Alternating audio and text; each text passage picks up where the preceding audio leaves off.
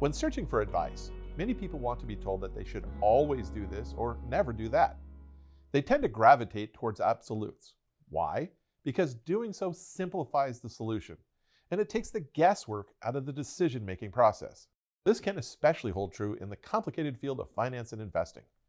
You may have heard someone say that you should never buy a certain financial product, or, going the other way, that XYZ financial instrument is perfect for everyone, no matter what. So I'm here to tell you that there's virtually no case where either of those words of advice are true. When I say financial products, I'm referring to things like stocks, bonds, insurance policies, annuities, mutual funds, ETFs, CDs, money markets, and so forth. These are all essentially tools that are designed to perform one or more specific functions. Bonds and CDs are generally designed to give you more stability and safety, while stocks are by nature risky, but have the potential for much greater returns. So there's a function to each of these tools. It may be helpful to compare these financial products to the tools you have in your garage. A garden rake performs one set of tasks, while a hammer performs another. So if, for example, you need to put some nails through a piece of wood, you'd probably consider buying and using a hammer to get the job done quickly and efficiently. If you tried to use the garden rake to get that job done, the rake would probably be useless. Does this mean that garden rakes are bad and no one should ever own one? Well, no. They're great for getting leaves off the lawn and maybe moving some dirt around. But if your goal is to get some nails into a piece of wood, the hammer is clearly the better choice in this case.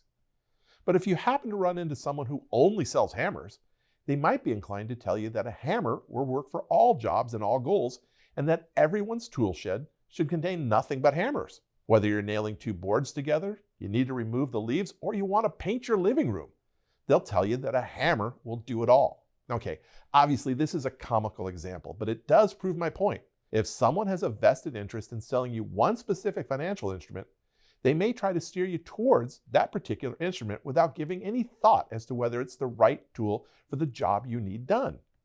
They may also try to steer you away from something that may in fact be beneficial to you. This is the danger in listening to anyone who speaks in absolute terms of always or never. This is why it's so important to know what your financial goals are, as well as your risk tolerance, before you buy and use any type of financial product. If that product or financial tool isn't going to give you the results you want, then you probably shouldn't own it. Why pay for something that you don't want or need? On the other hand, it's also important not to simply dismiss a particular product or financial instrument without having first considered whether it has any potential benefits to you.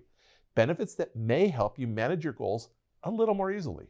Now, the products I mentioned earlier, CDs, insurance policies, stocks, bonds, annuities, there's nothing inherently wrong with any of them in and of themselves. You just need to consider whether owning one or more of them will potentially give you what you want. Know your goals, your risk tolerance, and then decide from there. We help our clients make determinations like these every single day at Lucia Capital Group. How can we help you the most? Just give us a call.